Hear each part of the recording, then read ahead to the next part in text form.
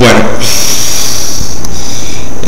vamos a conversar sobre un ejemplo particular, ¿okay?, de uso de frameworks. A mí me encanta este ejemplo porque en mi opinión es un clásico y permite mostrar sobre todo muy claramente la diferencia entre caja blanca y caja negra. ¿Okay?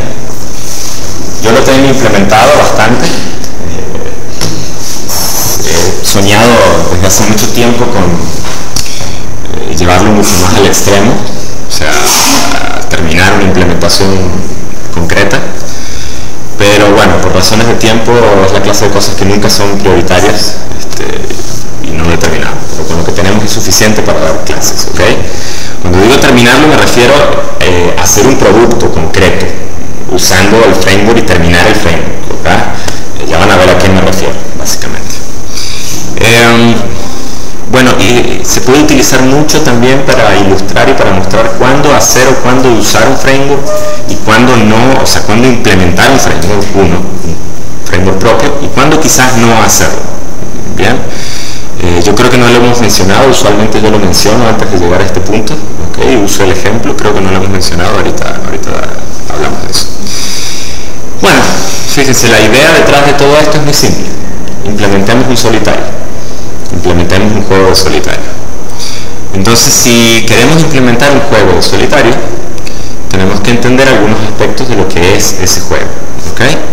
Entonces, fíjense, por ejemplo, ¿qué es un solitario?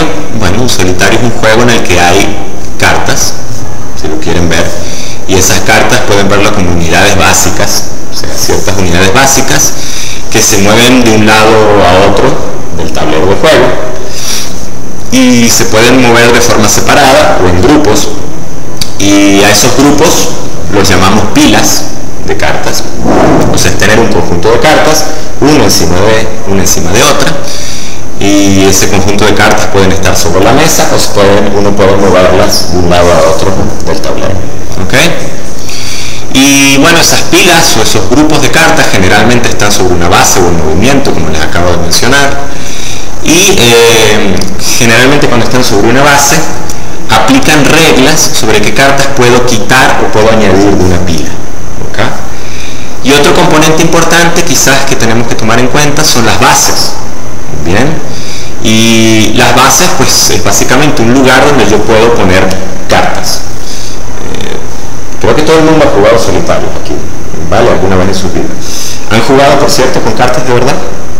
¿Sí? ¿Quiénes no han jugado con cartas de verdad nunca? ¿Tú? ¿Nunca? Ok. Está bien, yo siempre hago la pregunta, es curioso ver, más bien aquí hay mucha gente que ha jugado con cartas de verdad. Es curioso ver, mientras más pasa el tiempo, es mayor la cantidad de gente que nunca ha jugado solitario con cartas de verdad. Bueno, o sea, creo que está claro entonces lo que significa un juego de solitario. Hay quizás un componente implícito que no he mencionado, pero sí hay un tablero. Y en el tablero yo tengo un conjunto de pilas de cartas, ¿okay? Que son las que contienen las cartas del solitario. Fíjense que lo que estamos haciendo es eso que dice ahí arriba. No hemos hablado todavía de frameworks, no hemos hablado de código, estamos entendiendo el dominio. O sea, cuando uno hace un framework, acuérdense que uno tiene que entender qué es lo que se supone que hace ese framework, ¿okay? Qué es lo que generaliza ese framework, ¿okay? Y bueno, pues eso significa que hay que entender el dominio. Recuerden que un poco la idea de un framework, si me permiten aquí quizás retroceder un poco a esta transparencia, ¿ok? La idea es, bueno, miren, yo quiero codificar esas zonas frías, esos frozen spots, para resolver de forma abstracta, de forma genérica un problema, ¿bien? Y entonces darles una herramienta para que los desarrolladores o los clientes del framework instancien el framework, lo personalicen por medio de esos hotspots, por medio de añadir esos trocitos de código que personalicen el framework y obtengan resultados distintos. Entonces, en el caso del juego de ustedes están haciendo un motor para juegos de rol y van a hacer un juego concreto, ¿bien? Pero yo puedo tomar ese motor y personalizarlo y hacer un juego propio, totalmente distinto al de ustedes, ¿bien? El hecho de que yo pueda hacer eso y de que ustedes pueden hacer su propio juego y de que venga alguien más y tome el motor de ustedes y haga otro juego, ¿okay?, significa que ustedes lograron digámoslo así, generalizar esa funcionalidad común a todos los juegos o rol. ¿Me siguen la idea? ¿Ok? Y dejar el framework abierto, o sea, seleccionar los hotspots correctos para que la gente personalice ese framework y obtenga su propio juego de rol particular. ¿Se entiende esa idea? Fíjense que esa es la parte realmente difícil de hacer un framework. Por eso es que no es recomendable cuando uno está trabajando por primera vez en un problema, lanzarse a hacer el framework de entrada. ¿Se dan cuenta? ¿Por qué? Porque uno no conoce el problema. Entonces uno todavía no tiene claro qué es lo que hay que generalizar, qué es lo que hay que particularizar, qué es lo que es común en ese problema a todas las personas que tienen que resolver el mismo problema y qué es lo que es particular para cada una de esas instancias. Si uno no lo tiene claro, no puede hacer un framework. Entonces, lo recomendable es generar una primera solución del problema al menos, y quizás una segunda y quizás una tercera, y después de que uno entiende y tiene muy claro el problema, entonces uno generaliza y produce un framework. ¿Bien?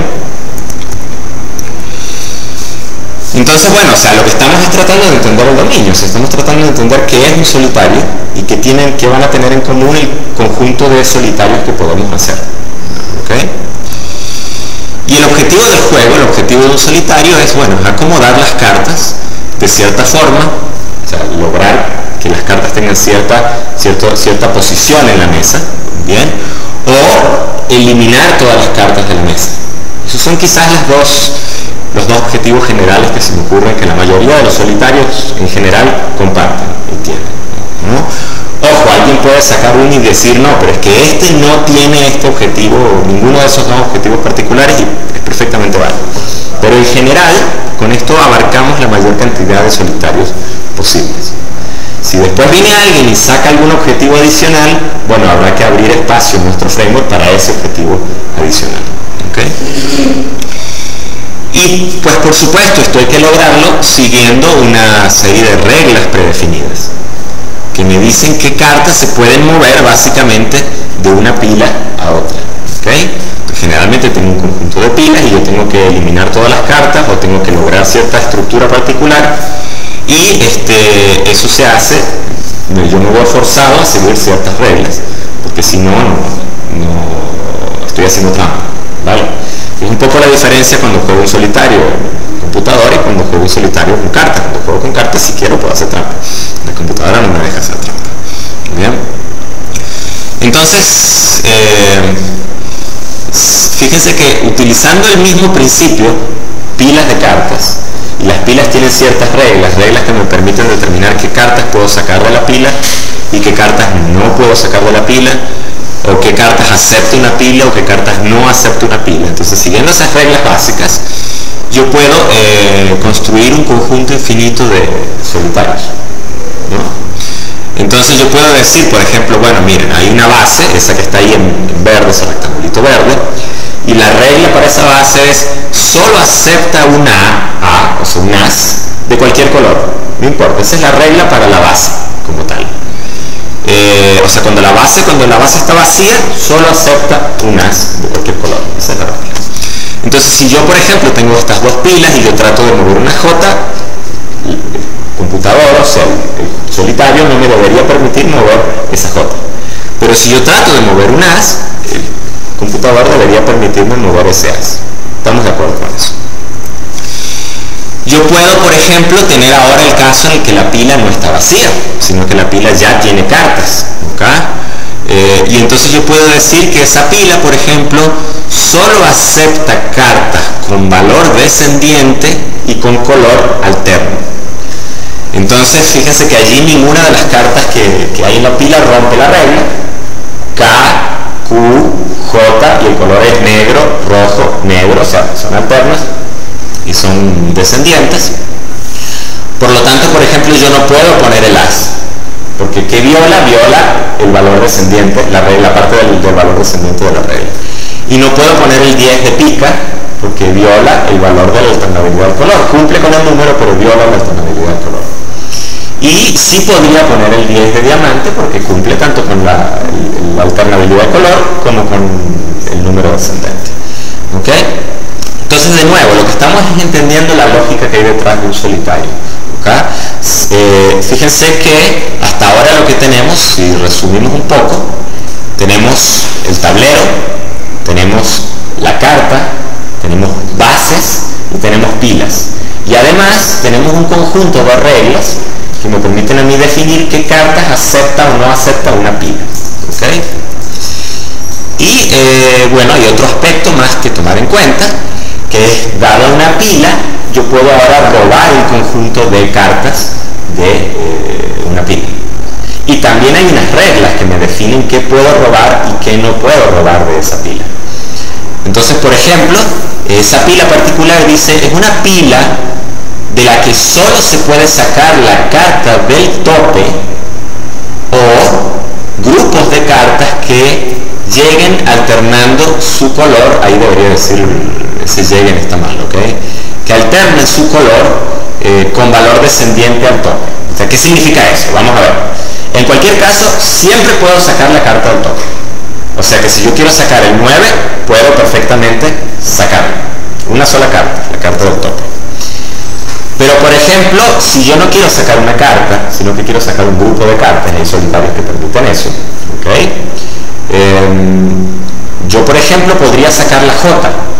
¿Por qué? Porque de la J hacia abajo, hacia la carta del tope, son valores descendientes y además alternan el color. J, 10, 9 descienden y además negro, rojo, negro. Por lo tanto no viola la regla y puedo sacar la J con todas las cartas que hay de ahí abajo. ¿Vale? Pero por ejemplo yo también podría decirles que si yo trato de sacar el 6 no puedo porque se está violando la regla. O sea, del 6 a la J ya no hay valores descendientes y además el color no es alterno. ¿Bien? Entonces esa regla que está ahí arriba, que quizás se podría redactar mejor, estoy de acuerdo con ustedes, está definiéndome qué cartas puedo sacar de una pila. A lo mejor podríamos pensar en una regla que es puedo sacar cualquier cantidad de cartas, independientemente de su color, de su alternabilidad, etc. Yo agarro la K y puedo sacar eso completo. A lo mejor podríamos definir una regla en la que solo se pueden sacar cartas del tope. O podríamos definir una regla en la que no se pueden sacar cartas. Entonces esos juegos, por ejemplo, en las que hay unas pilas y uno lo que hace es que va recogiendo los ases y después mete los 2 y después mete los 3 hasta que todo el mazo ya lo puso en esas 4 pilas de la A hasta la K ordenaditos. ¿Sí? ¿Me siguen ese tipo de juegos? Bueno, esa podría ser una pila en la que solo puedo poner cartas, pero no puedo sacar cartas de esa pila. ¿Ok? O sea, lo que trato de decir es que uno debería poder, uno no es que está armando el solitario solo con las reglas que les he mostrado hasta aquí, sino que uno debería poder definir todas las reglas que uno quiera. ¿Vale? Bien. No sé si hay alguna pregunta. Entendemos el dominio, entendemos lo que es un solitario en general. ¿Okay? Fíjense que es un problema bastante simple, todo el mundo ha jugado solitario alguna vez en sus vidas, así que podemos perfectamente entenderlo. Entonces ahora viene la pregunta interesante, fíjense. ¿Programar un solitario o programar un framework? ¿Okay? Entonces si vamos a programar un juego de solitario, tenemos dos opciones. Opción 1. Programamos un solo juego en específico con reglas específicas o particulares. ¿Okay? Supónganse que yo les digo, yo quiero que me programe un solitario, que por cierto es un muy buen ejercicio de programación, se lo recomiendo mucho. Yo quiero que me programen un solitario. Entonces, bueno, Joana agarra, se sienta una semana en su casa codificada y ¡pum! A la semana ella me trae un solitario. Esa es la opción que estoy planteando yo. ¿Okay? Un solo juego específico con reglas específicas. O podemos programar una serie de clases, un framework, que permitan luego configurar las reglas fácilmente para así poder crear cualquier solitario que se requiera. Yo quisiera aquí abrir la discusión. ¿Okay? ¿Qué opción seleccionarían y por qué?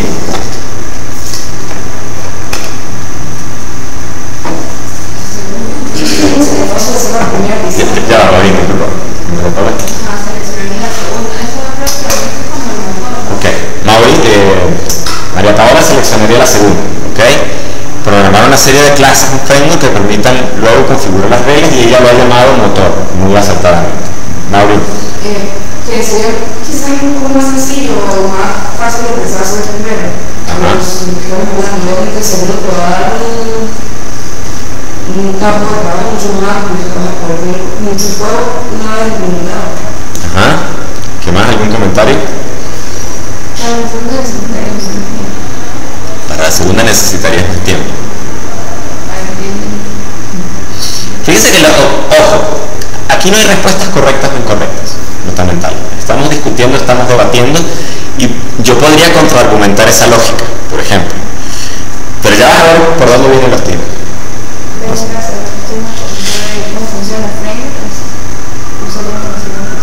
Ok, no sé, Angélica, ¿algún comentario? Okay.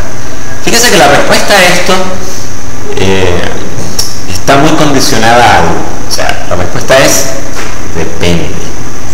¿Depende de qué? Si yo te digo, María Paola, es que yo lo que quiero es un juego solitario, ¿te das cuenta? No tiene sentido escribir el framework, a lo mejor. ¿Sí me sigues? Estás gastando demasiado tiempo. Ahí viene lo del tiempo, ¿ok? ¿Quién fue el que dijo lo del tiempo? ¿Tú y yo? Ok. Ahí viene lo del tiempo. O sea, depende. Tu argumento fue que nos tomaría más tiempo la segunda. Si vamos a hacer un solo solitario, si el objetivo es entregar una tarea para la semana que viene e implementar un solitario, Joana tiene razón. Probablemente lo más razonable, si la tarea no es de framework, sino de solitarios, es codificar el solitario y salir del problema. ¿Cuenta? Ahora, fíjense que ese fue un contexto. Ahí está la trampa. La trampa es tratar de entender el contexto. Lo que tú estás planteando, María Paula, no es que es incorrecto, sino que es posible que el framework te tome más tiempo. Si tú vas a hacer un framework solo para hacer un solitario, no tiene sentido. Entonces, de nuevo...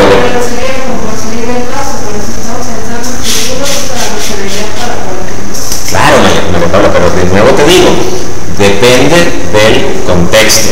Tienes que ponerlo en contexto. Todos tienen que ponerlo en contexto, ¿ok?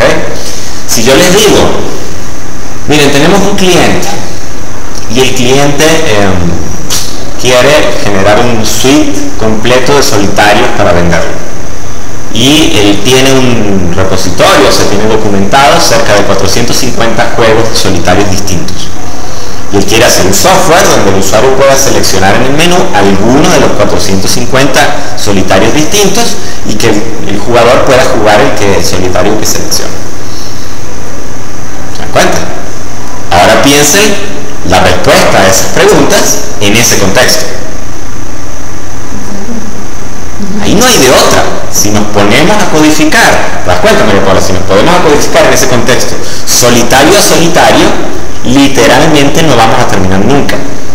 Porque es que además se puede dar el caso donde quizás un programador para definir solitario sea un recurso muy costoso. ¿Se dan cuenta de lo que quiero decir? Es posible que tengamos que inclusive buscar una estrategia en la que alguien que no tenga conocimientos necesariamente de programación o que tenga quizás no muchos conocimientos de programación pueda definir el solitario. O sea que en lugar de tener que programar cada solitario, yo pueda describir los solitarios. ¿No les suena un poco parecido a lo que ustedes están haciendo con su juego? ¿Se dan cuenta? Yo no quiero que cada vez que sea necesario hacer un juego de esos, o sea, yo tenga que programarlo. Eso no tiene sentido. Lo que yo quisiera es poder describir el juego, poder darle a la gente que tiene la creatividad, ¿se dan cuenta? La gente que está dedicada completamente a eso, a la empresa, de inventarse nuevas historias para juegos de rol de este tipo, y a la gente, los dibujantes que hacen los gráficos y que hacen la visión gráfica del juego y el mundo y la cosa, y están haciendo los dibujos y la cuestión. Yo quiero darles a ellos la posibilidad de que ellos puedan construir un juego sin tener que tener un equipo de 5 programadores que están haciendo el trabajo sucio aquí por detrás. Sí, a lo mejor vamos a tener un programador que está ajustando detalles y haciendo ese tipo de cosas, pero me siguen la idea. Entonces, depende mucho del contexto. Ahora, también fíjense en algo, ¿no? Tenemos que programar 450 solitarios y no sabemos nada de solitarios. No hemos jugado solitarios. No tenemos hábito, no conocemos muchos solitarios, a lo mejor hemos jugado alguno en particular, pero no conocemos muchos solitarios. ¿Se dan cuenta? Entonces ahí empiezan los problemas. La pregunta es, ¿deberíamos lanzarnos de buenas a primeras a escribir? O sea, estamos claros que va a haber que escribir un framework, Pero deberíamos lanzarnos de buenas a primeras a escribir un framework. ¿Por qué no?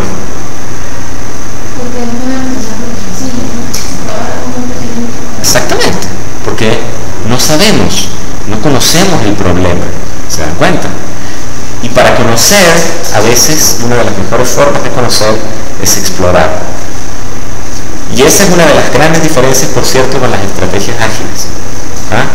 Las estrategias ágiles creen mucho en eso de explorar. No conocemos el problema. Bueno, vamos a sentarnos a explorar. Vamos a tomar un solitario, en particular, Joan, y vamos a codificarlo. ¿Sí me sigue? Entonces vamos a pasarnos una semana codificando un solitario. Si somos buenos programadores, después de esa semana vamos a conocer y vamos a tener algunas ideas de cómo generalizar algunas cosas en ese código, de cómo eliminar duplicación. ¿Se dan cuenta? Vamos a haber aprendido. Luego tomamos un segundo solitario y lo arrancamos con las mismas ideas que hicimos en este. ¿Okay? Luego del tercero o del cuarto solitario, quizás hemos empleado unas 4 semanas, no sé, estoy inventando números. ¿Okay? Ya vamos a tener una idea mucho más clara del dominio y de cómo podemos generalizar y eliminar duplicación y de qué cosas, básicamente, están congeladas, son comunes a todos los solitarios y de qué cosas deben ser diferenciables o cambiables de un solitario a otro. Después de que hemos escrito 1, 2, 3, 4 solitarios, ya tenemos claro el problema. Inclusive mucho del código que tenemos escrito probablemente sea lo suficientemente bueno como para ir pasando directamente hacia el framework, con las modificaciones adecuadas, por supuesto. ¿Okay? Entonces después de eso, ya vamos a poder pensar en escribir el framework. Y los, no sé, 446 solitarios que nos queden, los vamos a ir implementando con el framework. ¿Va a ser perfecto? No. Nos vamos a dar cuenta de que cuando vamos por el solitario número 20, por decir un número, ¿okay? Nos vamos a dar cuenta de que cuando vamos por el solitario número 20, vamos a haber seguido aprendiendo aún cosas y vamos a haber modificado el framework. Porque por ahí salió un solitario donde había que hacer algo que nunca previmos. Entonces hay que modificar el framework. ¿Se dan cuenta? Se entiende el planteamiento. Entonces, de nuevo, hacer frameworks es costoso y es complejo, porque hay que entender el dominio, porque hay que ver si vale la pena hacer un framework. Si lo que voy a hacer es un solitario no vale la pena, pero si voy a hacer 450, la relación costo-beneficio es obvia. Puedo ir más allá, no solo es hacer un framework, esto es un framework, pero puedo hacer más un motor quizás, que más que un framework como tal es un componente de software que me permite a mí describir el solitario ahora. Imagínense que ahora puedo describir el solitario en XML. Esa es la forma en que me quito al programador del medio. ¿Okay? Describo el solitario en XML y puedo programar un editor de solitarios de manera que alguien gráficamente pueda hacer clic, poner una base aquí, poner una base aquí, poner una pila de esas de cartas que uno le va dando y van pasando tantas cartas. Puedo hacer clic, botón derecho, propiedades y decir esta base, las reglas son esta y esta. Y aquí al principio hay tantas cartas aquí, en esta pila inicialmente me pones tantas cartas aleatorias y ¿se dan cuenta? O sea, configurar todo eso. Darle guardar y que eso genere un XML o el formato que sea.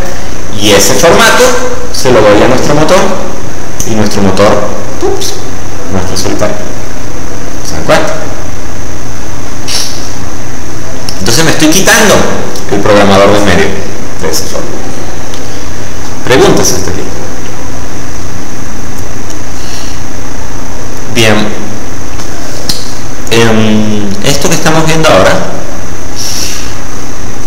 es el ejemplo, es una posible implementación. Yo voy a correrlo. Este ejemplo históricamente tiene fama de no correrme a mí en clase. Sí, porque, o sea, tiene fama de estar a mitad de un refactor en algún momento, o sea, debería correr,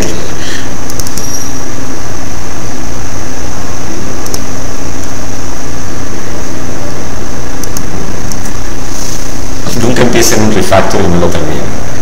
Empiecen y terminen, Ok, sí, corre.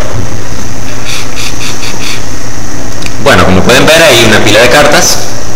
Hay dos pilas, 2 bases vacías, y esto es muy simple. Aquí creo que no hay reglas, si mal no recuerdo, así que uno puede agarrar y puede mover cartas de un lado a otro, y no hay ninguna regla de qué acepta qué ni nada por el estilo. ¿Okay? Está hecho en Swing, en Java, muy básico, grado 2D, no tiene ciencia desde el punto de vista técnico, esa es la idea. ¿Okay? Entonces, bueno, queremos lograr algo como esto, o queremos, por ejemplo, complicarlo un poquito. Voy a correrles la otra versión del ejemplo.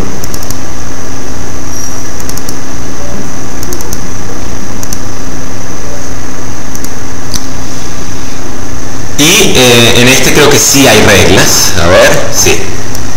Fíjense que no puedo robar cualquier cantidad de cartas. No recuerdo si en el anterior, por cierto, se podían robar cualquier cantidad de cartas. Vamos a ver. Sí, ok. O sea, aquí puedo agarrar perfectamente la J y moverla para acá, sin ningún problema. Mientras que en este no puedo agarrar el As ni el 3, y tampoco puedo agarrar, por cierto, el 3. O sea, solo puedo tomar la carta del tope. Esa es la regla que está aquí. Entonces, solo puedo tomar la carta del tope. Estas pilas, a ver, no aceptan algo que no sea un As. Solo aceptan Ases. Bien. Y no tengo manera, a ver si estas pilas aceptan cartas descendientes del mismo color. Vamos a ver si yo puedo poner aquí un As. No puedo poner un As. ¿Okay? No sé si la regla son descendientes solamente o descendientes del mismo color.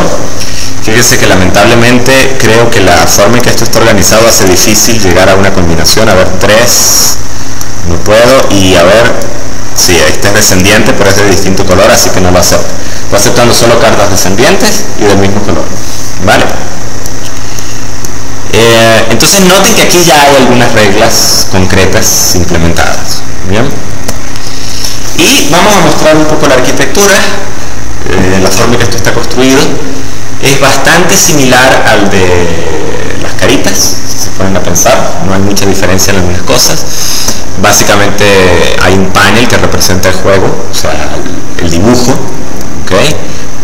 Esto que está aquí adentro, lo que se está pintando es un panel, y hay un J-frame, un mainframe que representa la ventana. ¿Okay? El panel, por supuesto, tiene todo lo necesario para manejar los eventos del ratón: Mouse Listener, Mouse Motion Listener, ¿okay? Hereda de JPanel.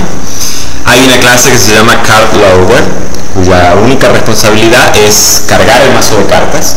Cargar el mazo de cartas significa construir los objetos en memoria que representan una carta, bien, cargar las imágenes de disco, y noten que hay una función shuffle, mezclar, que, digamos así, mezcla, barajea el mazo. ¿Okay? Esa es la responsabilidad de ese objeto. Recuerden que estamos haciendo un análisis en base a responsabilidades, o sea, hay que pensar qué responsabilidades tiene cada clase. Todo esto lo vimos, lo conversamos ya. Fíjense que aquí estoy utilizando, por ejemplo, si se ponen a pensar, el patrón composite. Eso ya hemos conversado, el patrón composite, y es lógico pensar en el patrón composite porque podemos decir que, bueno, que un tablero realmente es una composición de pilas de cartas, y una pila de cartas es una composición de cartas a su vez, y es lógico, ¿ok? O sea, el tablero es una composición de pilas de cartas, y una pila de cartas puede estar vacía o puede ser una composición a su vez de distintas cartas. Aquí está la magia de las reglas. Ahora voy a explicar cómo está hecho en este ejemplo, después vamos a ver que hay otra variación. Básicamente la pila de cartas tiene una función borrow cards, que lo que está haciendo es preguntando si puedo tomar prestadas ciertas cartas. Es decir, cuando uno viene aquí y hace clic aquí, se está llamando a borrow cards, y si la pila dice, hey, sí te las puedo prestar, entonces sucede esta magia. ¿Okay? Si la pila de cartas dice, no te las presto, entonces yo simplemente no puedo arrastrar. ¿Se entiende esa idea, ese concepto? ¿Okay? Hay un método accept cards que funciona haciendo lo contrario. O sea, una vez que yo me robo una carta o una pila de cartas y la deposito en otra pila, ¿okay? Yo le digo a la pila, hey, mira, tú aceptas esta pila de cartas o esta carta, y la pila a la cual estoy soltando las cartas, ella dirá, según sus reglas, si acepta o si no acepta. ¿Okay? O sea, borrow cards y accept cards implementan las reglas particulares de entienden ese concepto, esa idea, ¿okay? Return cards es básicamente un método utilitario, y es que una vez que, supónganse que yo, logré tomar prestada esta carta, cuando yo suelto esta carta aquí, si me la rechazan, o sea, si la pila destino no acepta la carta, yo simplemente invoco return cards para retornar las cartas a la pila de origen. Bien, fíjense que, por ejemplo, hay casos en los que para hacer ese retorno de cartas yo tengo que saltarme las reglas. No sé si me entienden lo que digo. O sea, imagínense que tengo un conjunto de pilas que tienen cartas aleatorias, organizadas de forma aleatoria al principio. Eso sucede en los solitarios, ¿verdad? Pero las pilas tienen ciertas reglas. Entonces, si yo tomo prestada una carta y la quiero devolver, tengo que romper las reglas de la pila. Pero es que no es que realmente estoy poniendo una carta, sino que estoy devolviéndola porque la pila de destino no me la aceptó. ¿Se entiende esa idea? ¿Okay? Bueno, todos los objetos, fíjense, tanto las cartas como las pilas, implementan la interfaz dibujable. Este es un ejemplo, es posiblemente un mal ejemplo, pero es un ejemplo de aquello de programar por contrato. O sea, la interfaz dibujable define el contrato, con el que yo voy a dibujar algo en pantalla, y define aquellos utilitarios para saber si un punto particular está dentro del objeto y este tipo de cosas. Entonces aquí un patrón composite, hay un singleton aquí, el que maneja las imágenes, esto ustedes ya lo conocen, y en general el código de este ejemplo, de nuevo, yo creo que les debo ejemplos, pero es que ustedes tampoco me recuerdan. El código de este ejemplo está aquí en CardGames 1, CardGames 2, se los puedo pasar, porfa, recuerden, porque tiendo a olvidarme de estas cosas, Entonces lo pueden revisar a detalle. Entonces, ¿cuál es la magia aquí? Déjenme ver, sí, en efecto. No voy a entrar mucho en detalle aquí, básicamente estas cosas ya las hemos explicado, las tienen en las transparencias como referencia, pero no hay nada distinto de lo que ya hayamos dicho anteriormente. Esto sí es interesante. Fíjense cómo funciona la lógica del asunto. O sea, ¿qué es lo que sucede cuando el Game Panel, que es el que representa el tablero de juego, detecta que el usuario hizo clic sobre una carta, sobre algo? O sea, ¿qué sucede cuando... yo lo cerré. ¿Qué sucede cuando hago clic aquí? Y empiezo a mover la carta. Bueno, fíjense lo que pasa. Cuando el actor aprieta el mouse, el Game Panel lo detecta con los listeners, los manejadores de eventos. Básicamente hay una función getStackAtPoint, o sea que devuelve la pila de cartas en el punto sobre el cual el usuario hizo clic. Eso es bastante simple. Y Game Panel lo que hace es que invoca a BorrowStack. BorrowStack, o yo le cambié el nombre. Disculpen un segundo, no me suena ese nombre. Perdón, ahí hay un nombre mal. No es BorrowStack, es BorrowCards. Ojo con eso. Invoca a BorrowCards sobre la pila en cuestión. La pila en cuestión la vamos a llamar SRC Stack, o sea, la pila de origen, Source Stack. Entonces llamo a BorrowCards, y si la pila me devuelve una pila temporal, ese PMP Stack, quiere decir que logré tomar cartas prestadas y por lo tanto ya puedo empezar a mover las cartas. Si me devuelve nulo, lo que básicamente me está diciendo la pila de cartas mira, o sea, siento las reglas de esta pila no permiten que tú tomes esas cartas prestadas. Esa es la forma en que yo pido prestada un conjunto de cartas de una pila.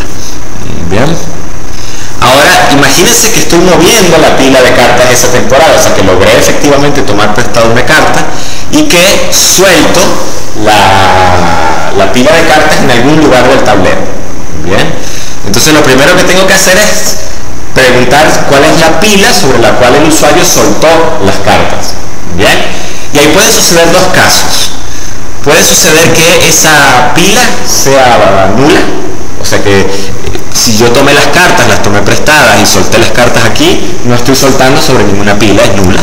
Por lo tanto hay que retornar las cartas a su destino.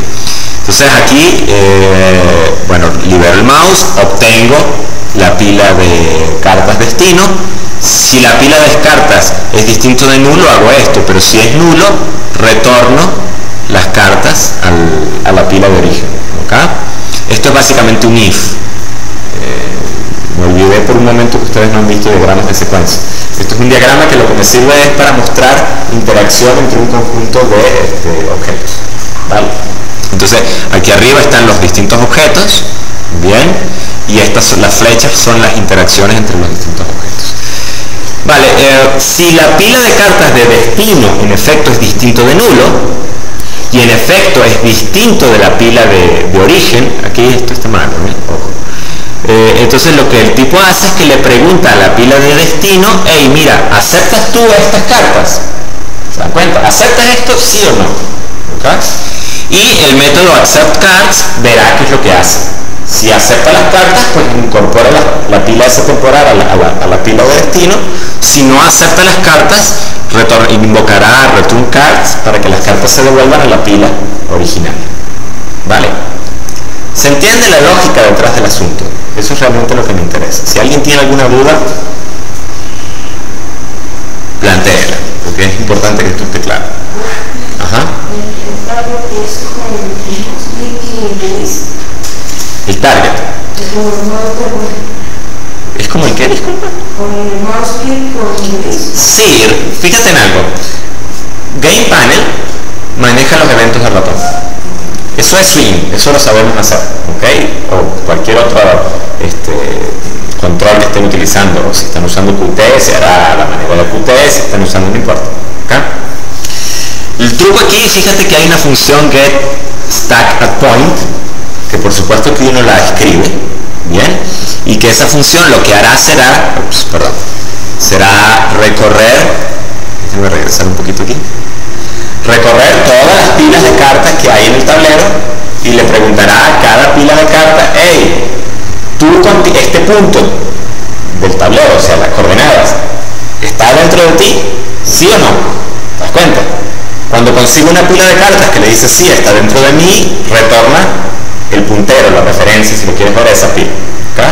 Entonces, ¿qué es lo que sucede? O sea, eso me permite a mí, cuando yo hago el clic por primera vez cuando presiono el botón del mouse, ni siquiera el clic, cuando bajo el botón del mouse, yo puedo determinar cuál es la pila de la cual estoy tratando de robar cartas. ¿Te das cuenta?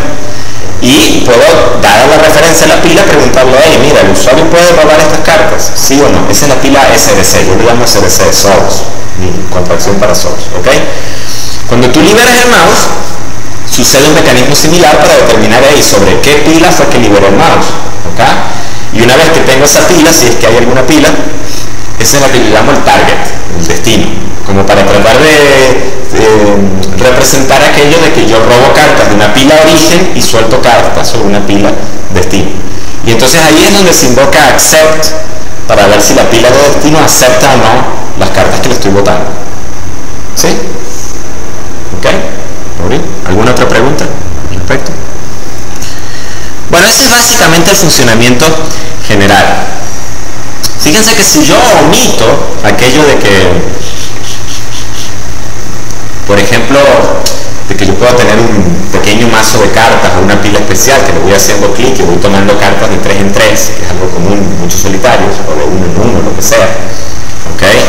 O omito aquello de que yo puedo hacer clic en un botón y distribuir un conjunto de cartas en un conjunto de pilas.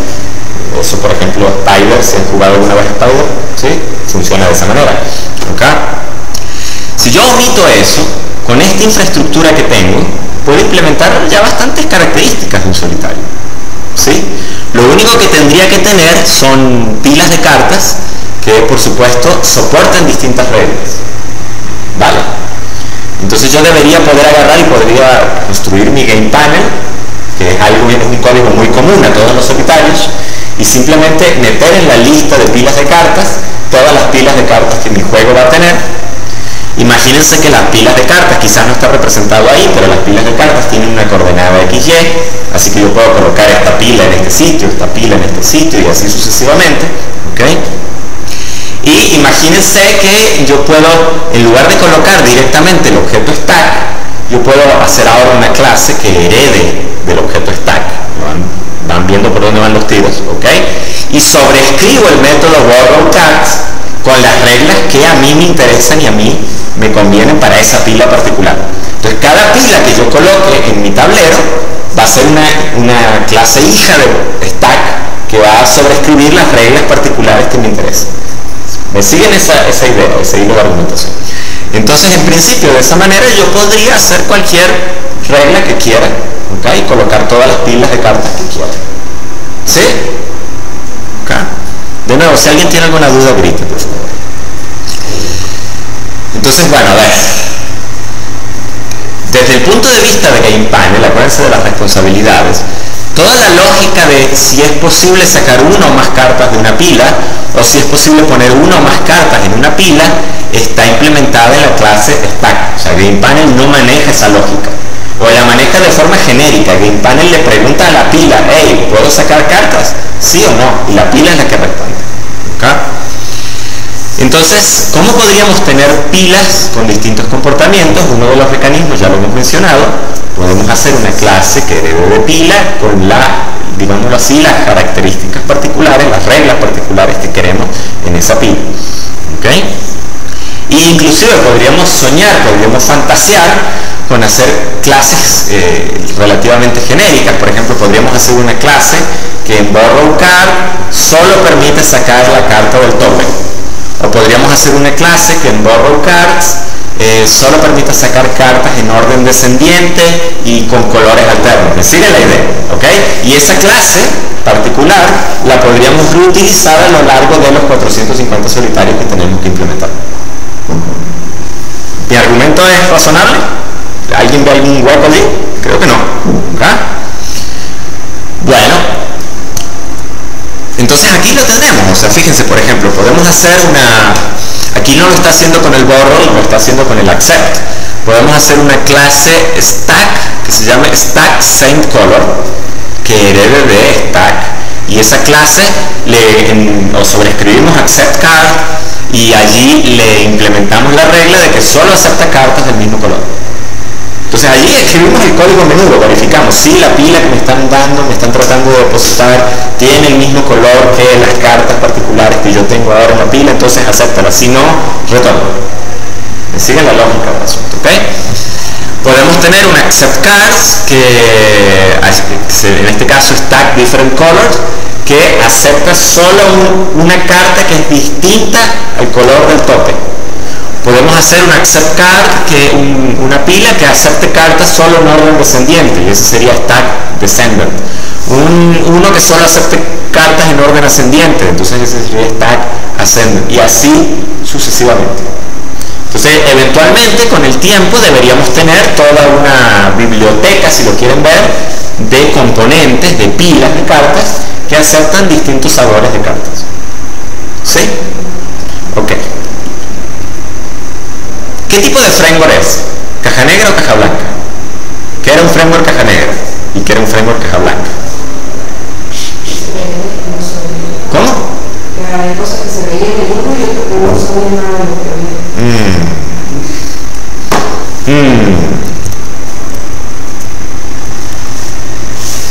A ver, ¿qué tipo de framework es? Ahí están las definiciones.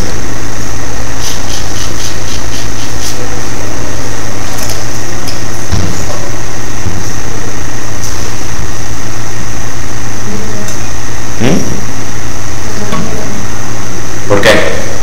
Porque por la parte que dice que tiene la composición y la elevación de componentes. ¿Dónde hay composición?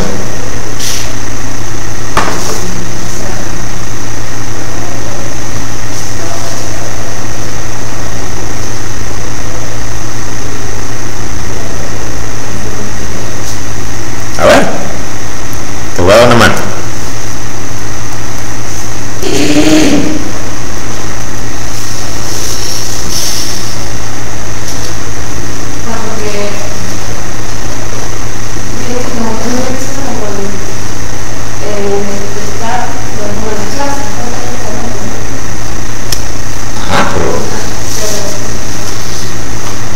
Fíjense que, o sea, a ver si tienes Game Panel que representa el tablero y lo estás componiendo con un conjunto de pilas. ¿Te das cuenta? Ahí hay composición.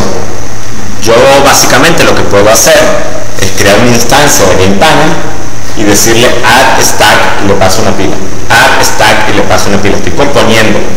Bien, desde ese punto de vista es caja negra. Pero hay algo que me dice aquí lo contrario también.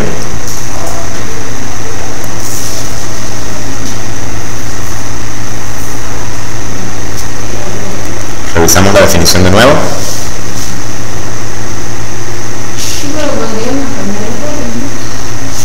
¿Cómo? ¿Y cómo hacemos ese cambio de reglas? ¿Por composición? Estamos heredando de la clase stack y estamos sobreescribiendo un método, así que lo estamos haciendo por herencia. ¿Se dan cuenta? Pues desde ese punto de vista es caja blanca. Las reglas se definen por herencia en este ejemplo, entonces eso es caja blanca, pero el tablero se compone de pilas, por lo tanto eso es caja negra. Entonces fíjense que no somos ni caja blanca ni caja negra, estamos en el medio, somos caja gris. ¿Okay? ¿Qué desventajas? A ver si ven alguna desventaja. ¿Entienden todos cómo se definen las reglas personalizadas aquí? ¿Sí? Si no, no se puede responder la pregunta. ¿Okay? ¿Qué desventajas tiene trabajar de esta forma? Definir las reglas de esta manera. A ver si alguien es lo suficientemente perspicaz como para darse cuenta. Y ojo, no es una pregunta trivial, en lo absoluto.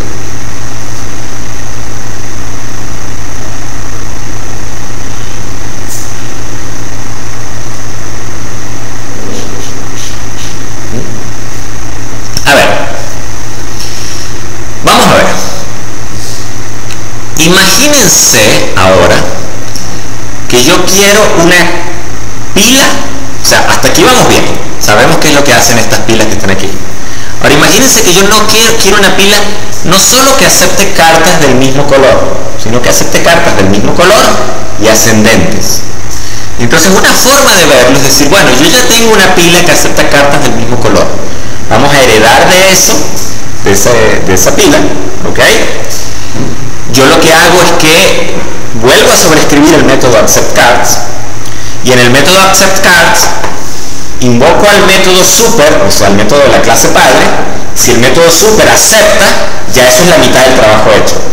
¿Se dan cuenta? Porque ya verifiqué que las cartas son todas del mismo color. Ahora tengo que verificar que las cartas sean ascendentes. Entonces, utilizo el código de la clase padre para verificar que son del mismo color y codifico la regla de que sean ascendentes. ¿Me siguen la idea? Entonces, eso es este ejemplo que está aquí. Cartas de pila que acepta cartas del mismo color y además ascendentes. Ahora puedo usar la misma lógica para que me acepte cartas descendentes. Muy bien, pero fíjense qué pasa aquí. Este, por ejemplo, acepta cartas de diferentes colores, pero este acepta cartas de diferentes colores ascendentes. Y este acepta cartas de diferentes colores descendentes. O sea, ya va, ¿qué es lo que significa? No sé si se pueden dar cuenta de la duplicación del código aquí. La regla que calcula, que determina si las cartas son ascendentes, está duplicada aquí, el código, el trocito de código, está duplicado tanto aquí como aquí. Y la que determina si las cartas son descendentes o no, está duplicado tanto aquí como aquí. Y ojo, lo mismo sucede aquí, o sea, esta pila, fíjense que aquí solo acepta cartas descendentes. Por lo tanto, el código que determina si las cartas son descendentes ahora está duplicado aquí, aquí y aquí. ¿Lo ven? Entonces, si se empiezan a analizar este diagrama, se van a dar cuenta que hay una cantidad enorme de duplicación. Enorme. ¿Ok? Precisamente porque usar herencia para esto es muy mala idea. Bien, porque yo no tengo forma de decir que esta clase herede de esta otra clase y herede de descendente. O sea, no tengo manera de decir que esta clase hereda de cartas del mismo color, ¿ok? Y además hereda de cartas, de la pila de cartas descendientes. Primero que en Java no hay herencia múltiple. ¿Estamos de acuerdo? Y segundo, les reto a que hagan eso en C++, usando herencia múltiple. Ajá, cuando llamo al método super.acceptCards, ¿a cuál estoy llamando? ¿Al de esta clase o al de esta clase. ¿Se dan cuenta? Pues ahí empieza a encontrarse los problemas de la herencia múltiple y lo absurda que se puede poner en algunos casos la herencia múltiple. ¿Bien? Está claro el problema, ¿no? Y ojo, recuerden que Stack tiene dos métodos que hay que sobreescribir: accept card y borrow card. Aquí solo hemos mostrado accept card, no nos hemos metido con borrow card. O sea, imagínense el rollo y la explosión de clases que vamos a tener cuando nos metamos con borrow card. O sea, vamos a tener una pila que acepta cartas descendientes del mismo color y solo permite prestar la carta del tope. Una pila que acepta cartas ascendentes del mismo color y solo permite prestar y prestado la pila del tope. Una carta que acepta cartas descendientes del mismo color y permite tomar prestada cualquier carta. Una carta... ¿Se dan cuenta de la locura que tenemos? ¿Okay? O sea, hay una combinación explosiva de funcionalidad en esas distintas clases. De hecho, es combinatorio. Y es combinatorio porque, a ver si alguien se da cuenta de eso. ¿No se les viene a la cabeza la palabrita cohesión a la mente?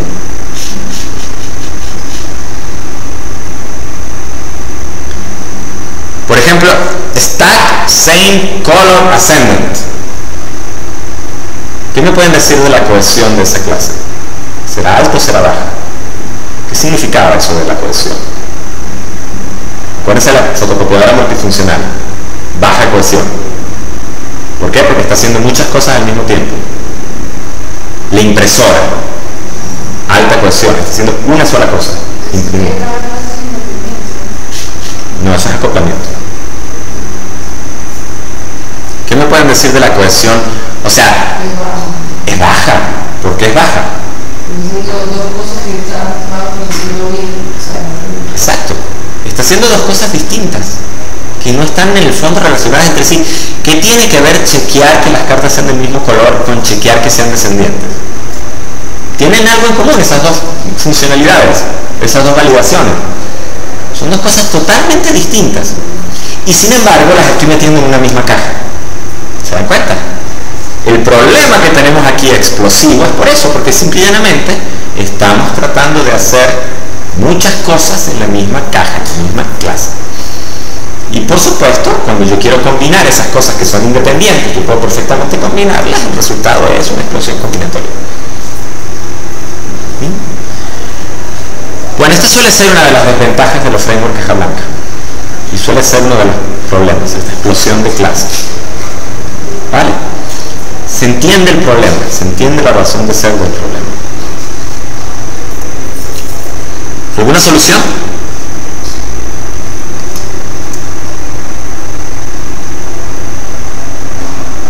Fíjense, ¿qué acabamos de plantear en la cohesión?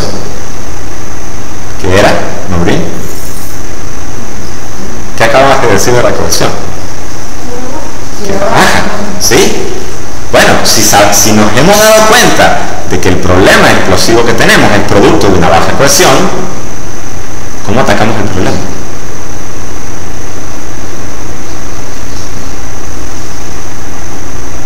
Ahí está la respuesta, ¿eh? Garantizar una alta cohesión. Garantizamos una alta cohesión.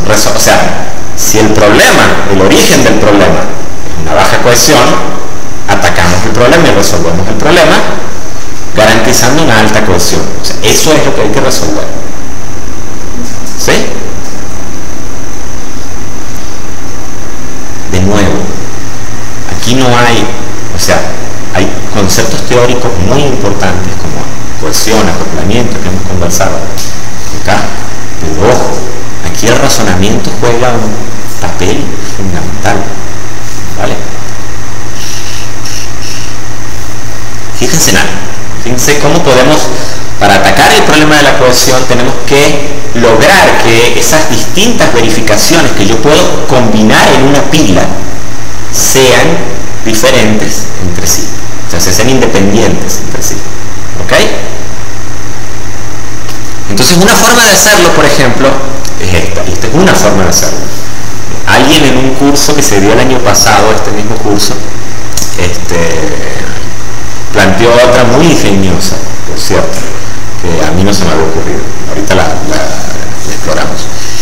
Una forma de hacerlo es decir, hey, miren, ya va, o sea, la posibilidad de prestar cartas, primero que la pila de cartas tiene muy baja cohesión también, porque la pila de cartas está revisando dos cosas que son independientes. Está revisando si puedo tomar prestado una carta, un conjunto de cartas, y si aceptas un conjunto de cartas.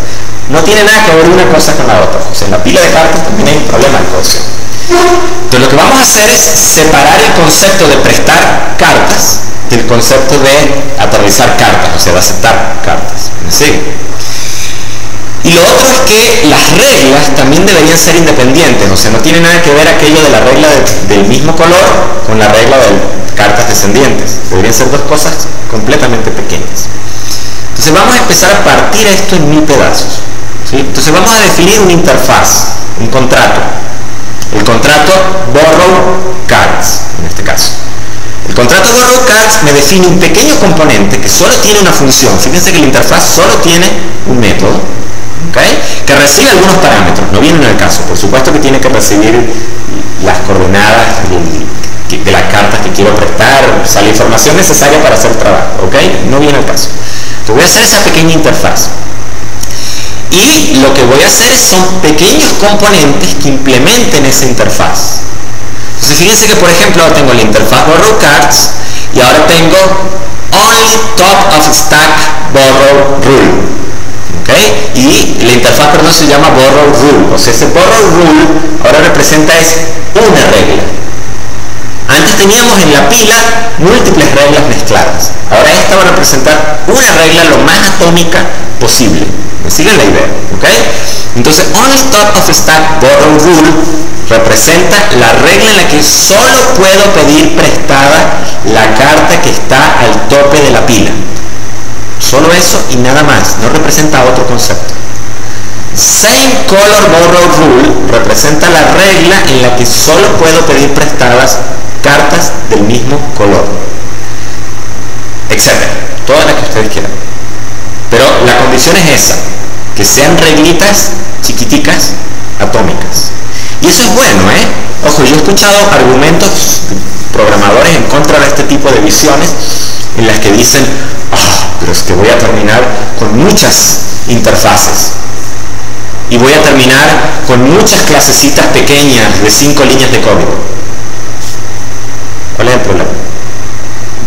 Si están bien organizadas, si están en los paquetes correctos, en el sitio correcto, al contrario, eso es bueno.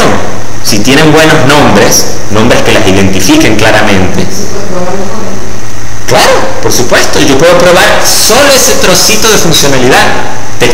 Estás mejorando la testeabilidad, ¿ok? La capacidad de probar el código. Es mucho más fácil probar ese trocito de código que probar un componente más complejo. ¿Bien? El código es más limpio. Qué genial poder abrir una clase y que el contenido de la clase quepa en la pantalla. No tengo scroll. ¿Se dan cuenta? Es claro, una sola responsabilidad muy concreta. Entonces, ojo, cuidado con esos argumentos. Hay mucha gente haciendo argumentos absurdos de ese tipo en la calle. Mucha. ¿Ok? Entonces yo no estoy muy de acuerdo con muchos de esos argumentos. Siempre sigan aquello de es más fácil de probar, es más claro, es más legible, se entiende mejor, me permite agrupar mejor el código, ¿ok? Hay más alta cohesión, siempre sigan esos principios, ¿ok? Y noten que puedo hacer lo mismo con la regla de aceptación. O sea, puedo hacer una interfaz accept rule que tiene solo un método accept cards y yo puedo allí adentro implementar, o sea, hacer pequeñitos componentes que implementen esa interfaz y que ejecuten solo una reglita pequeña. Entonces, descendant accept rule solo acepta cartas descendientes. ¿Okay? Ascendant accept rule solo acepta cartas ascendientes. Y así sucesivamente. ¿Me siguen la idea? Nunca voy a tener o no debería tener un same color ascendant accept rule. ¿Okay? No tiene sentido, ahí estoy mezclando dos reglas. Prefiero hacer una que acepte solo cartas del mismo color y una que acepte solo cartas ascendientes. ¿Lo ven? ¿Y luego qué hago? Bueno, fíjense que la clase pila ahora, ¿okay? Por supuesto que sigue teniendo un método accept cards y por supuesto que sigue teniendo un método borrow cards. Pero ¿cuál es la diferencia? La diferencia es que antes esos métodos, borrow cards y accept cards, estaban diseñados, pensados para heredarse. Eran caja blanca. Lo que estamos haciendo aquí, o sea, por lo tanto, disculpen, está claro que stack y sobre todo el método borrow cards y accept cards era un hotspot, ¿cierto?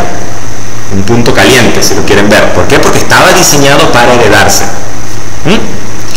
Lo que vamos a hacer ahora con este cambio, con este refactor, porque un refactor es pasar de esta situación a la otra, ¿okay? Es que vamos a congelar stack. O sea, stack ya no va a ser un hotspot. Inclusive ya no va a estar pensada para heredarla. Prohibido heredar stack, es lo que estamos diciendo. La vamos a marcar como final. No puedes heredar de esto. ¿Me siguen el razonamiento? Que estoy haciendo mucho énfasis en esto porque es importante. Entonces lo que vamos a hacer ahora en stack es que ahora stack, en lugar de ser heredada y de modificar sus reglas por herencia, va a modificar las reglas por composición. O sea, stack lo que tiene ahora es que es una composición de reglas de préstamo y es una composición de reglas de aceptación. Entonces yo voy a construir un objeto de tipo stack y después voy a agarrar y voy a construir un conjunto de reglas de aceptación y voy a llamar al método addAcceptRule para cada regla y le voy a añadir la regla de aceptación. ¿Me van siguiendo?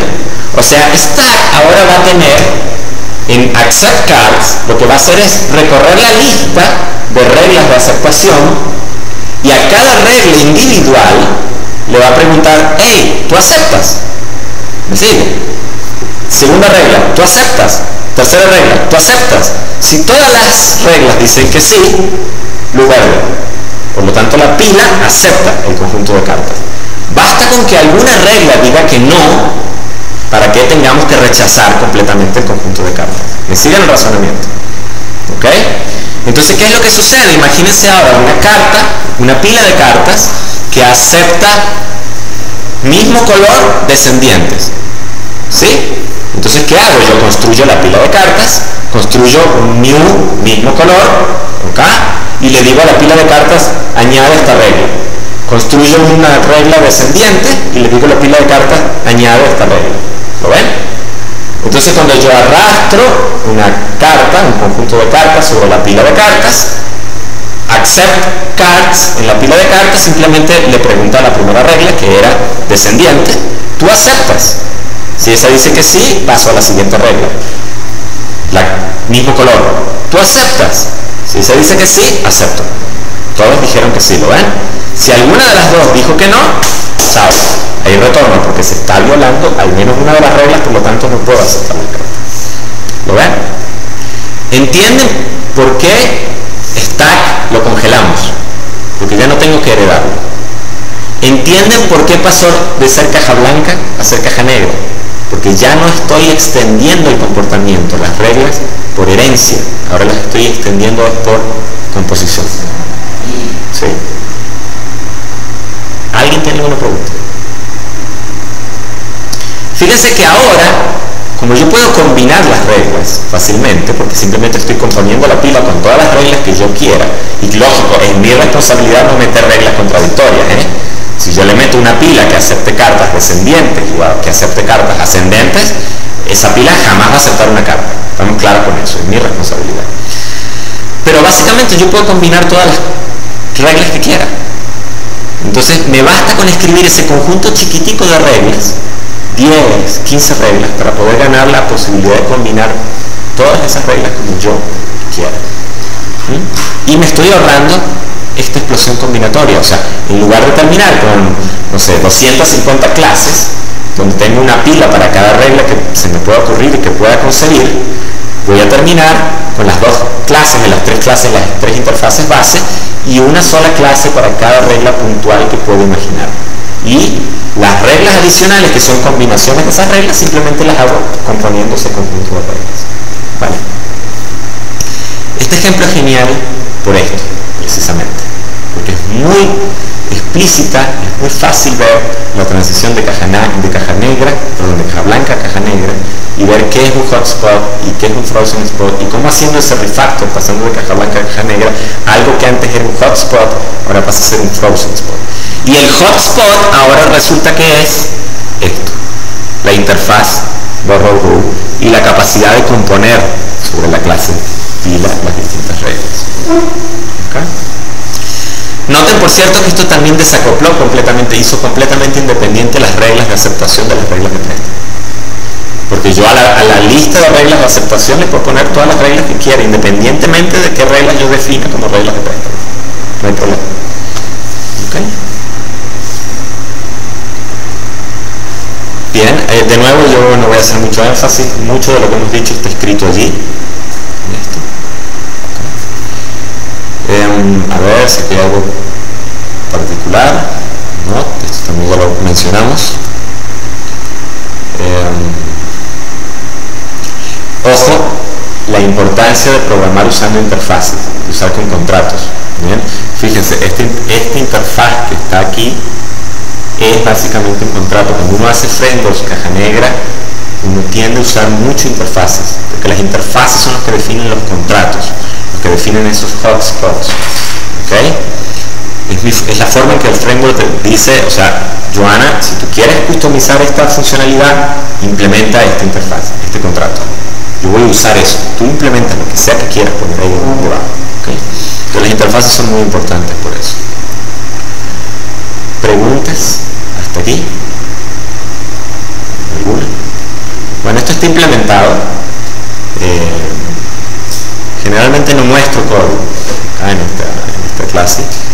Si lo quieren ver, de nuevo me dicen, por favor, recuérdenme, por favor. Si me recuerdan, me puedo poner el día en muchas cosas que sé que quizás estén pendientes ahorita en la ejecución.